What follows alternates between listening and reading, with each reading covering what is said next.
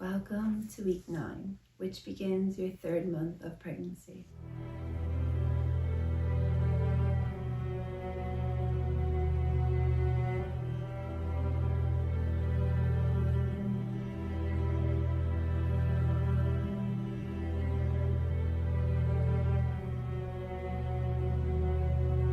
Your baby is now measuring 1 inch long, and this will be the last week that scientifically your baby will be called an embryo. And next week will behold the scientific name fetus. This name change has to do with all the organs now being developed, and because the basic structures of the human being is formed, the fetus stage will consist of all the growing and further development of your son or daughter. The front runner of all of these organs is the heart, which is busy pumping blood each moment to encourage this growth of your child. This week, your baby will lose their tail. Your baby's busy wiggling, kicking, and moving all around. That tiny little baby is now the size of a grape and is getting so strong. I have never liked the references to the sizes of fruit, and even though I know a lot of people enjoy them, I would rather have concrete descriptions of the size. This is why I have spent a lot of time researching this topic to find what I think is the best reference for you and your baby's journey through pregnancy. So I have found what is called the Touch of Life from the Heritage House. It's a little tiny thing that contains, box that contains the 4 first stages of development that they deem the most appropriate.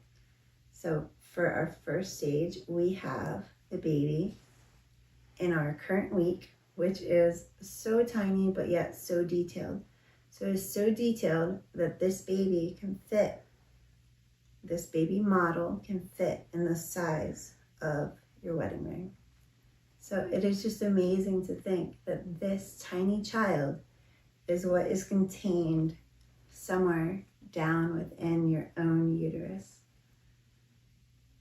So the description from the Heritage House and the Touch of Life says, the baby's facial features are visible, including the mouth and the tongue. The eyelids have begun to form. The major muscle system is developed. The child has its own blood type. 100,000 new brain cells are formed every minute. The heart is beating 140 to 150 beats per minute, almost twice as fast as mom's. The baby is about 1 inch long, all stretched out, and weighs only 1/4 of an ounce. And this I found on eBay. Regular price, it's about $130. So I found it on eBay from someone who probably already used it and loved it during their pregnancy, and I got it for just a few dollars. So if you're interested, you can look at your own set. So with this first model, we can see all the tiny details of the child. The baby is about the size of your thumbnail, as we can see with the model.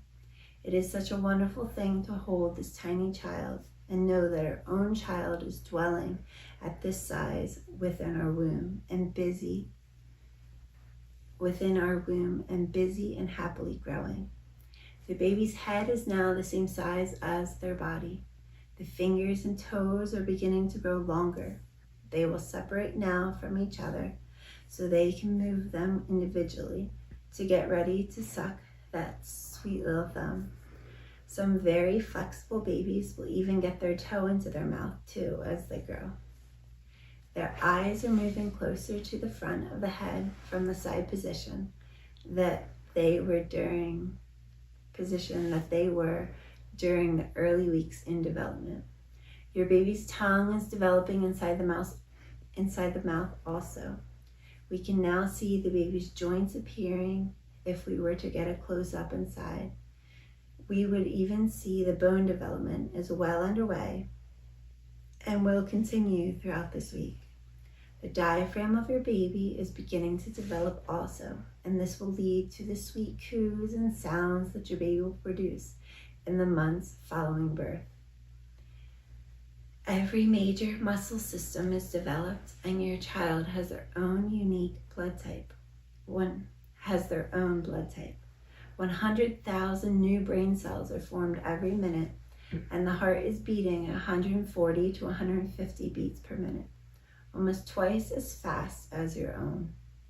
At this week, your baby's heart is strong enough to be picked up on a Doppler monitor at your doctor's office. But some doctors and midwives do not like to hear the heartbeat on top of your belly until your second trimester, so you do not feel disappointed or feel like something is wrong if they cannot find it. It is normal to feel extremely tired and worn out this week, as baby sucks every ounce of energy from your body. So do not feel bad if every time you sit down you fall asleep, or just think about how many hours are left in the day until you can lay down in your bed again, even if it's only morning. The good news is this will only last for a few more weeks before your energy will perk up again in the second trimester. This can be the worst week for nausea, as it seems. So after this week, it should slowly start decreasing as the placenta takes over and gives you some relief. If you have started having some food cravings for certain foods despite your nausea, please eat up, even if you do not normally like the food. Things you crave are a lot of times food with which nutrients you are lacking. So as long as it is a good and nutritious food item, follow your feelings. Remember, baby will take whatever nutrients there are already in your body. So if you do not replenish them, you will become deficient. This is also a good week to make sure you are continuing to take your prenatal vitamin, along with any fish oil or anything else recommended, like vitamin D by the doctors. Since sunshine is vital to boost your mood during these stressful times, you should try your best to sit out in the sun for at least 15 minutes a day, or go for a quick walk if it's wintertime. If we do not get much sunlight, this is why vitamin D may be recommended as a supplement, because we may need to add the nutrients that we lack over the winter. Or if you are just an inside person, you must also add in the vitamin D.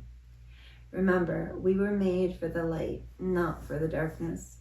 This is not a time to tan, however, because you do not want to risk dehydration from the sun stealing all of your much needed water away.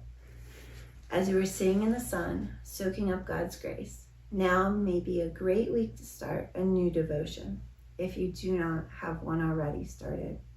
The Rosary is a wonderful meditation on the mysteries of Jesus' life. So many of us do not say a daily rosary, and many of us do not ever move past reciting just the words. It accidentally played again, so just redo that what you were saying. And some of us never learn to move past just reciting the words. Now, don't get me wrong, saying the prayers is yes, wonderful in itself, but adding in the meditation takes it to that extra level of meditation. It can be very difficult for those of us whose mind wanders to focus on the meditations without getting distracted from the repetitive nature of the prayers. However, this repetitive prayer is actually what is supposed to distract your mind from wandering as you focus on the meditative aspect of the mysteries. Our minds as women multitask all the time. We are thinking about many things at most moments, so this prayer may seem hard since we must only think about two things. Even saints have struggled with the Rosary and the meditations of the mysteries. Saint Therese, the Little Flower, described the Rosary as being more difficult than the wearing of an instrument of penance. She stated that about the mysteries, she felt she did not succeed in fixing her mind on them. There are countless stories of the saints. There are countless stories of the saints, if you care to look into it, that truly struggled with this simple prayer and yet persevered nevertheless. Saying the rosary takes our mind away from our daily struggles as we offer our prayers for another, the help them with their struggles.